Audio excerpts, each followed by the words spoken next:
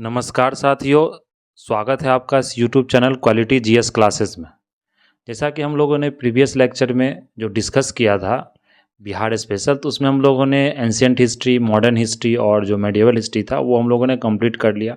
और जो बिहार से रिलेटेड जो इन्फॉर्मेशन था, आपको बेसिक इन्फॉर्मेशन, चाहे वो मतलब कि कौन सा स्टेट बिहार से आपको बाउंड्री शेयर करता है, या कौन कौन सा जो बिहार में डिफरेंट आपको लीडर्स हैं, उन लीडर्स के बारे में, लीडर्स ने कौन कौन से ऑर्गेनाइजेशन सेटअप किए, क्या एस्टेब्लिशमेंट रहा, क्या डेवलपमेंट्स रहा, कौन कौन से मेन लीडर्स थे, चाहे वो वुमेन का पार्टिसिपेशन हो, वो हम लोग ने देखा। और डिफरेंट जो लीडर्स आपको जो महात्मा गांधी से एसोसिएटेड थे, जिन्होंने महात्मा गांधी के लाइफ में एक मेजर इंपॉर्टेंट रोल प्ले किया, तो उनके बारे में हम लोग डिस्कस किया। जैसे बत्तख मियाँ, तो उनके बारे में हम लोग देखा। मंतांगनी जो हजारी, आपको जो मतलब नेशनल फ्रीडम फाइटर थी, उनके बारे में हम लोग डिस्कस किया। तो जो इंपॉर्टेंट लीडर थे वो हम लोगों ने अच्छे से डिस्कस किया। और जो मॉडर्न हिस्ट्री भी हम लोगों ने कंप्लीट कर लिया, जो बिहार स्पेशल से जो रिलेटेड मेनली बिहार से था।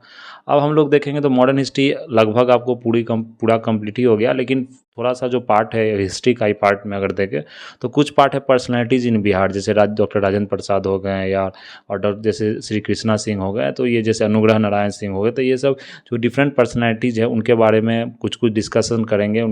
इन्होंने कौन सा लिटरेरी वर्क्स किया था, क्या उन्होंने किताब लिखी थी, और कौन कौन से ऑर्गेनाइजेशन को प्रेसिडेंट रहे, कौन कौन से ऑर्गेनाइजेशन उन्होंने सेटअप किया। जिस इस तरह के जो इन्फॉर्मेशंस है, वहाँ से क्वेश्चंस आपको बीपीएससी में मेनली पीटी में पूछा जाता है। तो वो जो इंपॉर्टेंट इन्फॉर्मेशन है, जो फैक्ट्स है, जो कंसेप्ट है, वो हम लोग यहाँ देखेंगे। और जो डिफरेंट आपको जो आर्ट एंड कल्चर का जो टॉपिक है, जैसे आर्ट एंड कल्चर का अगर देख लो बिहार स्पेशल से, तो मेनली डांस फॉर्म पूछा जाता है। कौन कौन से डांस आपको बिहार में मतलब बिहार कल्चर से आपको जुड़ा हुआ है, तो डांस फॉर्म हो गया। कौन कौन सा फेस्टिवल आपको बिहार कल्चर से जुड़ा हुआ, तो मेनली अगर आप बिहार रीजन के तो आपको वो चीज़ पता ही होता है, लेकिन कुछ जो हिस्टोरिकल पॉइंट्स है उसमें, वो क्यों मनाया जाता है, किस एरिया में मनाया जाता है, तो वो थोड़ा सा हम लोग क्या करेंगे, ब्रीफ में यहाँ डिस्कस कर लेंगे। जिससे क्या होगा, अगर क्वेश्चन आपको पूछा भी जा रहा है किसी भी एंगल से, तो आप उसे बना सकते हैं। तो इस तरह से यह मतलब जो सीरीज है ये कंटिन्यू रहेगा, लेकिन यह जो बिहार स्पेशल का सीरीज है, तो इसके बाद हम लोग फिर नेक्स्ट जो टॉपिक है, नेक्स्ट जो चैप्टर, वो हम लोग शुरू करेंगे। लेकिन जो मॉडर्न है वो हम लोग यहाँ पर कंप्लीट कर लेते हैं। तो सबसे पहले अगर पर्सनैलिटीज ऑफ बिहार की हम लोग यहाँ बात करें, तो पर्सनैलिटीज ऑफ बिहार में आप देख सकते हैं कौन है यहाँ पर, डॉक्टर राजेंद्र प्रसाद। तो डॉक्टर राजेंद्र प्रसाद का जो जन्म हुआ था वो कहाँ हुआ था, इनका महादेव शाही श्री, क्या नाम है, बॉर्न टू महादेव सहाय श्रीवास्तव, इनके पिताजी का नाम मतलब था, वो यहाँ पर जन्म लिए थे। माता जी ने का नाम क्या था, कमलेश्वर देवी। कितने मतलब जो डेट क्या था, 3 दिसंबर 1884 इन जीरादई सिवान बिहार में। तो मेनली आपको याद रखना कि सिवान बिहार में इनका जन्म हुआ था। ये माता जी का पिताजी का नाम को नहीं पूछा जाता। फिर अगर जैसे जो इनको जो माना जाता है, ये आपको कौन थे, एक्टिविस्ट भी थे, लॉयर भी थे, स्कॉलर भी थे, इन्फ्लुएंशियल लीडर भी थे आपको इंडियन फ्रीडम स्ट्रगल में। और ये जो इंडिया रिपब्लिक हुआ जब 1950 में, जो आज़ाद हुआ 1947 के बाद, आप रिपब्लिक जानते हैं, जो कॉन्स्टिट्यूशन आपको लागू हुआ 1950 से, तो वहाँ पे इनको प्रेसिडेंट इलेक्ट किया गया था। वो कॉन्स्टिट्यूएंट असेंबली के प्रेसिडेंट थे। और लॉन्ग सर्विंग जो आज तक के प्रेसिडेंट रहे हैं वो आपको डॉक्टर राजेंद्र प्रसाद ही रहे हैं। तो वो 12 ईयर्स के लिए, 12 साल के लिए वो प्रेसिडेंट आपको रहे हैं। फिर 1962 में ये आपको पॉलिटिक्स और पब्लिक लाइफ से ये पूरी तरह से रिटायर्ड हो गए। इनका जो देहांत हुआ था वो 28 फरवरी 1963 को हुआ था। कहाँ पर हुआ था, पटना में हुआ था, सदाकत आश्रम में, एट द एज ऑफ 78। तो इतना आपको ध्यान रखना कहाँ उनका जन्म हुआ था, कौन का वो प्रेसिडेंट आपको लॉन्ग सर्विंग प्रेसिडेंट थे। फिर अगर एजुकेशन की बात करें तो ये एक अवेयरनेस के लिए, एक मतलब नॉलेज के लिए आप इसे मतलब देख सकते हैं। तो बोला that age of early 5 guidance उनको मौलवी doctor Rajendra Prasad Persian, Hindi, arithmetic वो उन्होंने लर्न किया। फिर अगर हायर स्टडीज़ की बात करें, हायर एजुकेशन को, तो कलकत्ता यूनिवर्सिटी उन्होंने स्कॉलरशिप प्राप्त किया, प्रेसिडेंटी कॉलेज कलकत्ता उन्होंने ज्वाइन किया। फिर वहाँ से उन्होंने एमए इकोनॉमिक्स आपको कंप्लीट की पढ़ाई। उसके बाद उन्होंने जो एमए के बाद उन्होंने प्रोफेसर बने आपको इंग्लिश के, कहाँ प्रोफेसर बने थे, लंगट सिंह कॉलेज बिहार के। फिर वो 1909 में क्या हुआ, तो उन्होंने मतलब लॉ स्टडी आपको कलकत्ता से मतलब उन्होंने लॉ स्टडी की पढ़ाई की। फिर वहाँ पर उन्होंने लॉ स्टडी कंप्लीट करने के बाद वो प्रोफेसर बने आपके इकोनॉमिक्स के कलकत्ता सिटी कॉलेज में।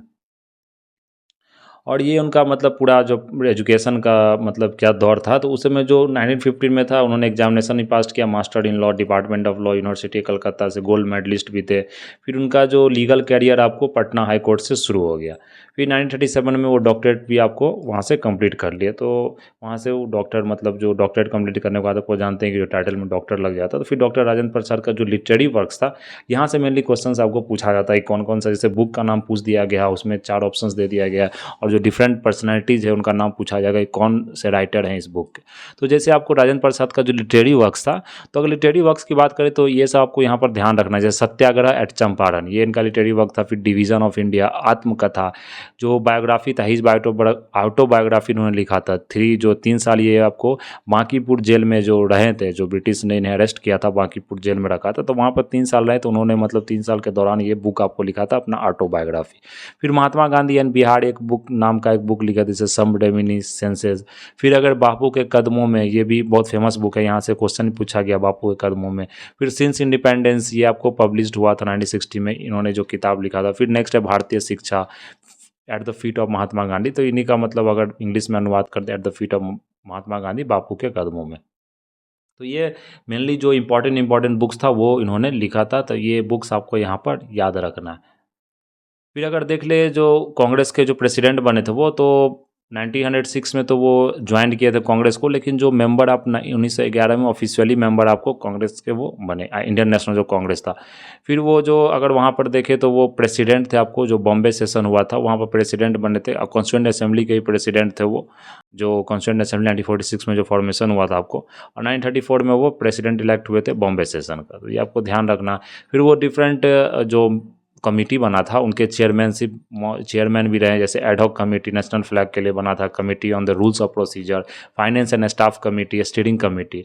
और पिछला जो बार का जो क्वेश्चन था 69 बीपीएससी में अगर देख ले पीटी में, तो वहाँ बोला गया था कि राजेंद्र प्रसाद आपको कौन से पोर्टफोलियो उनको दिया गया था, तो वो जानते हैं कि उनको फूड एंड फर्टिलाइजर का जो मिनिस्ट्री उनको दिया गया था।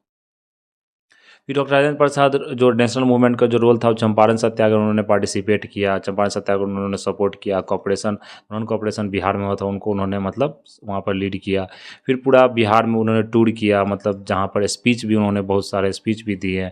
फिर वहाँ पर उन्होंने जो प्रैक्टिस आप उन्होंने क्या किया, मतलब आप पूरी तरह से अपने लॉ प्रैक्टिस को छोड़ के वो मूवमेंट जो फ्रीडम मूवमेंट था उनमें पूरे तरह से वो शामिल हो गया। फिर वो बहुत सारे बाइकआउट्स किए वेस्टर्न एजुकेशंस को, बिहार विद्यापीठ जो आपको मतलब बिहार विद्यापीठ जो कॉलेज बना था, जो नेशनल इंस्टीट्यूशन बना था, उनको उन्होंने सेटअप भी किया था।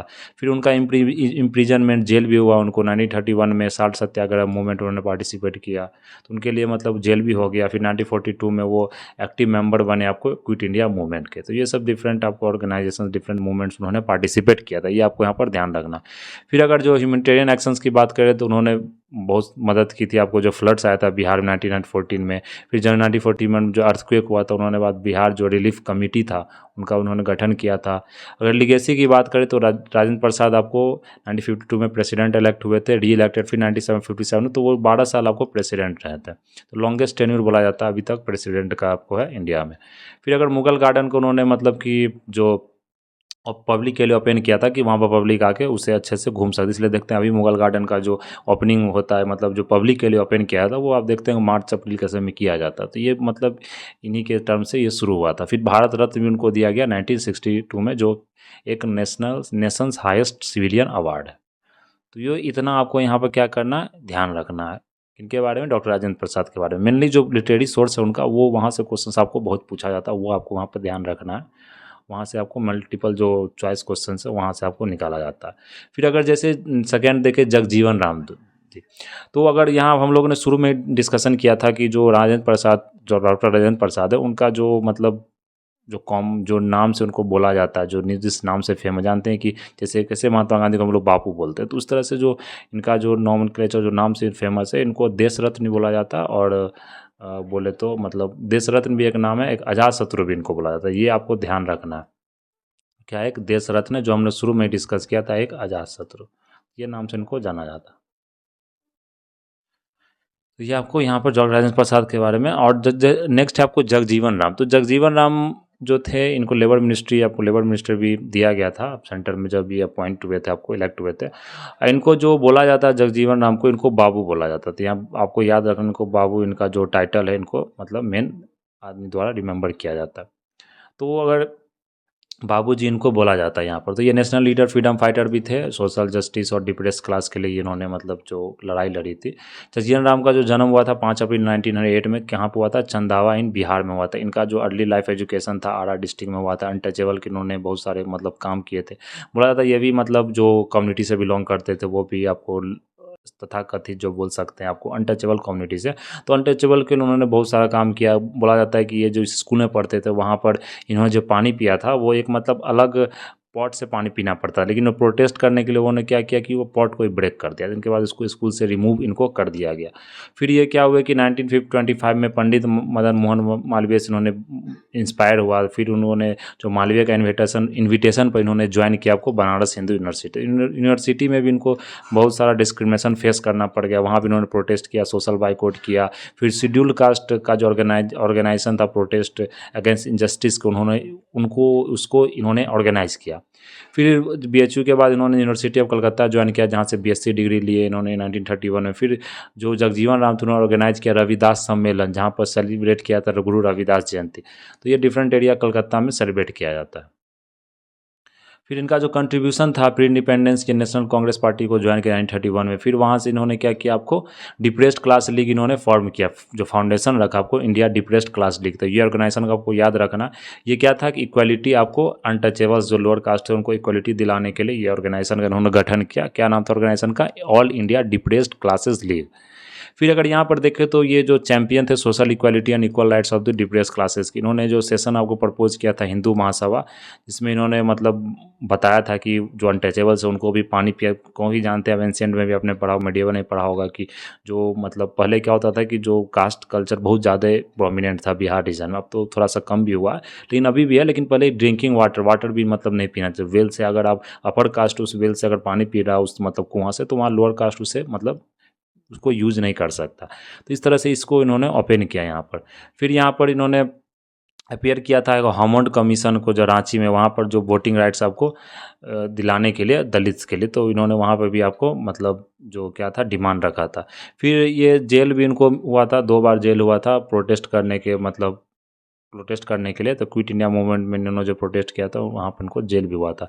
फिर पोस्ट इंडिपेंडेंस में अगर इनकी बात करें यहाँ पर, तो पोस्ट इंडिपेंडेंस में क्या हुआ था, इनको जो जवाहरलाल नेहरू ने क्या किया था, यंगेस्ट मिनिस्टर का जो पोस्ट था प्रोविंशियल गवर्नमेंट का पोस्ट पर इन्होंने पोस्ट वहाँ पर जीता। फिर लेवल पोर्टफोलियो मिनिस्ट्री इनको मिला अंटिल 1952। नेहरू कैबिनेट में इन्होंने सर्व किया, communication minister, transport railway minister, transport communication minister, food and agriculture minister. फिर ये मिनिस्टर ऑफ डिफेंस भी आपको, जो मिनिस्टर ऑफ डिफेंस आपको सेंट्रल गवर्नमेंट में इन्होंने वहाँ भी काम किया। फिर अगर जैसे इंडो पाकिस्तान का वार था उस समय ये डिफेंस मिनिस्टर आपको रहे थे। फिर 1977 इन्होंने कांग्रेस को छोड़कर आपको जनता पार्टी का जो गवर्नमेंट था उसको ज्वाइन कर लिया। फिर अगर नेक्स्ट देखें तो यहाँ बताया जाता है कि जो ये आपको डिप्टी प्राइम मिनिस्टर भी रहे थे इंडिया के।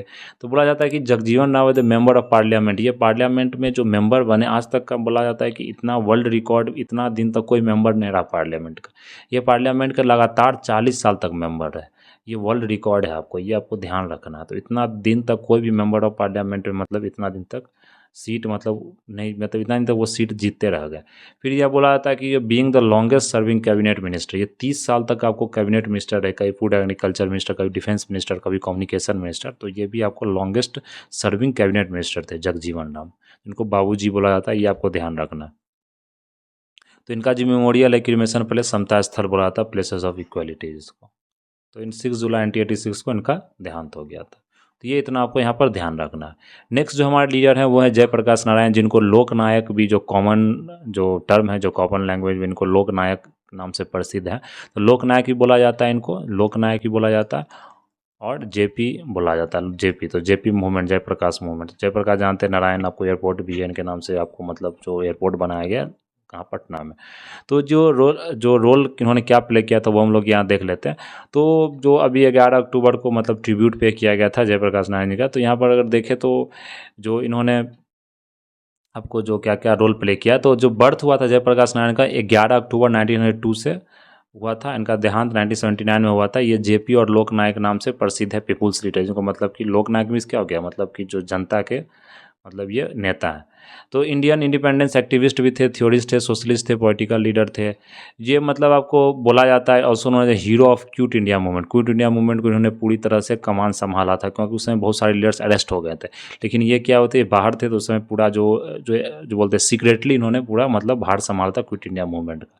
तो ये लीडिंग आपको मतलब थे। तो इस समय जो इनको जो मेन जो फेमस हुए इन वो 1970s में जो इंदिरा गांधी का गवर्नमेंट था, तो उस समय क्या हुआ था कि जो इमरजेंसी लगा था, तो इमरजेंसी के ये खिलाफ थे, उसके बाद उसी के लिए इमरजेंसी लगा था। तो ये इस गवर्नमेंट को यहाँ से पूरी तरह से आपको हटाना चाहते थे। ये टोटल रिवॉल्यूशन के नाम से इन्होंने एक मतलब आपको मुहिम छेड़ा था। तो जो जयप्रकाश नारायण वो इन्फ्लुएंस थे किसके, मार्क्सिस्ट आइडिया था यूएसए और गांधीयन आइडियोलॉजी से भी इंस्पायर्ड थे आपको।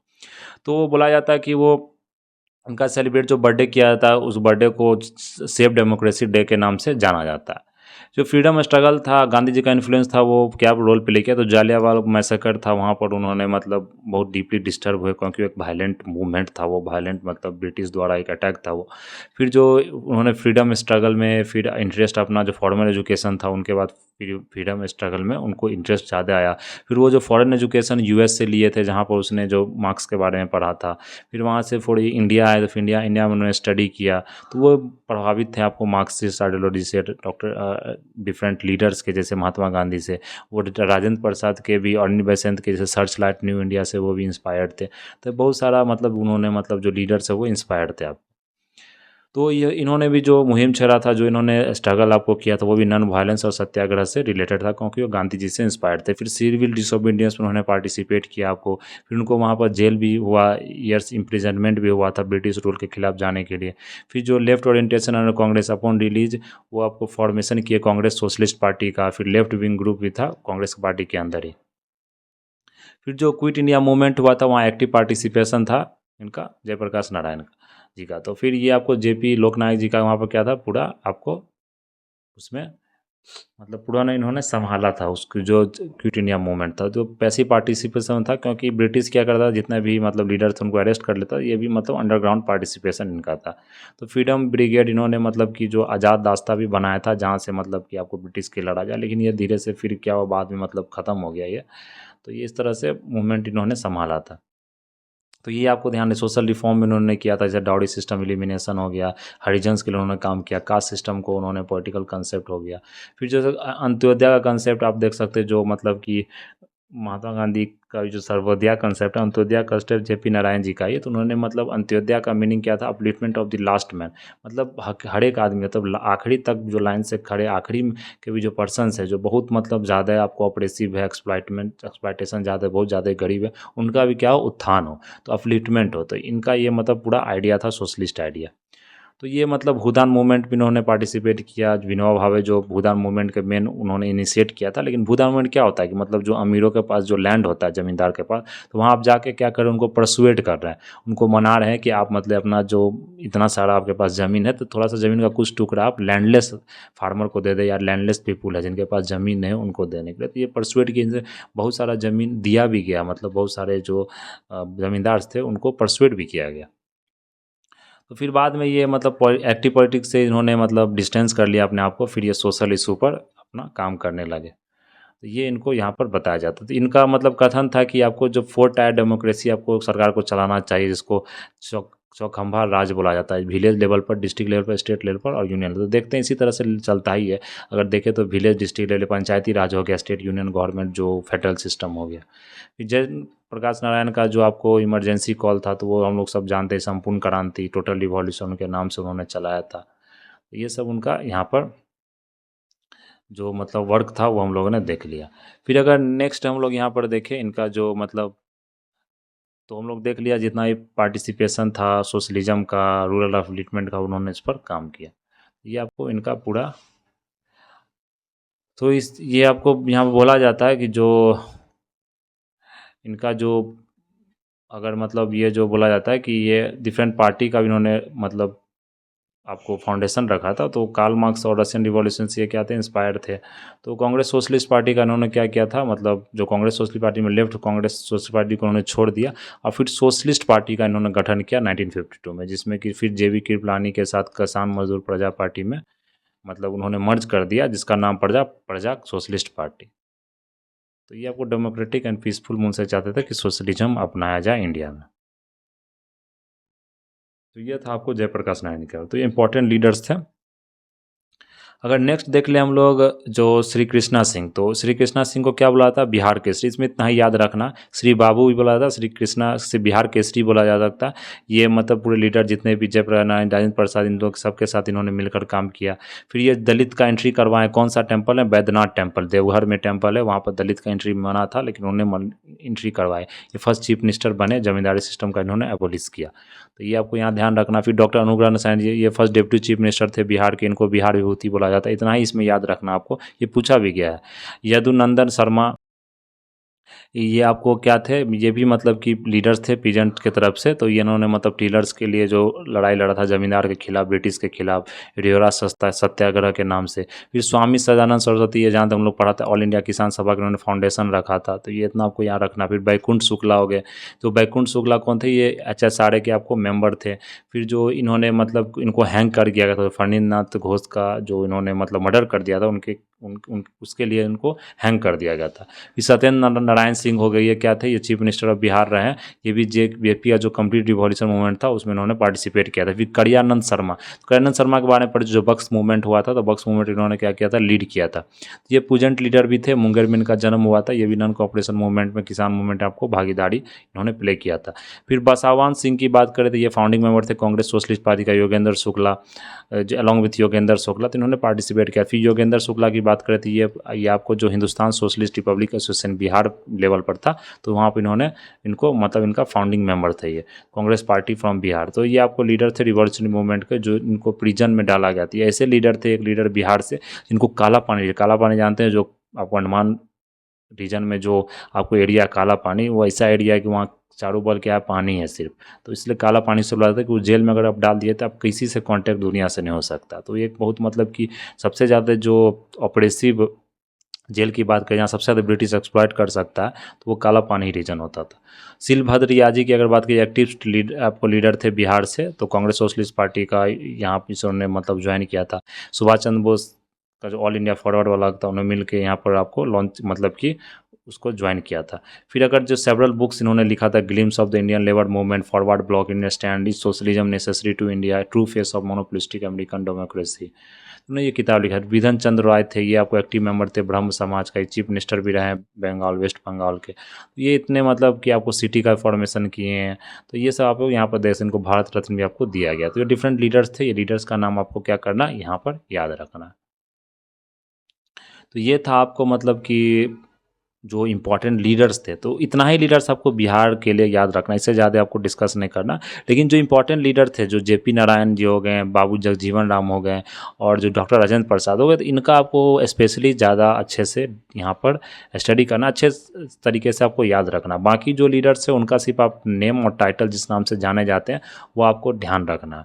तो उतना से आपको यहाँ पर काम जो है बन जाएगा वो एग्ज़ाम के लिए। तो एग्ज़ाम में इससे ज़्यादा आपको यहाँ पर पूछा भी नहीं जाएगा, क्योंकि ये PT में आपको, भले आप अगर आप मेंस दे रहे हैं तो उसमें आपको अच्छे से इसको पढ़ना पड़ेगा, इस चैप्टर को। तो इस लेक्चर के लिए हम लोग अभी जो मेन आपको जो पर्सनैलिटी जो बिहार थे उतना ही रहने देते हैं। नेक्स्ट हम लोग क्या करेंगे, उसमें हम लोग जो मेन आपको मॉडर्न का जो आर्ट एंड कल्चर का पार्ट है वो कंप्लीट कर लेंगे। तो उसमें हम लोग जो डांसेज है बिहार के और जो मतलब फेस्टिवल्स है, वो फेस्टिवल्स हम लोग यहाँ पर क्या करेंगे, देख लेंगे। That's all for today. Thank you very much.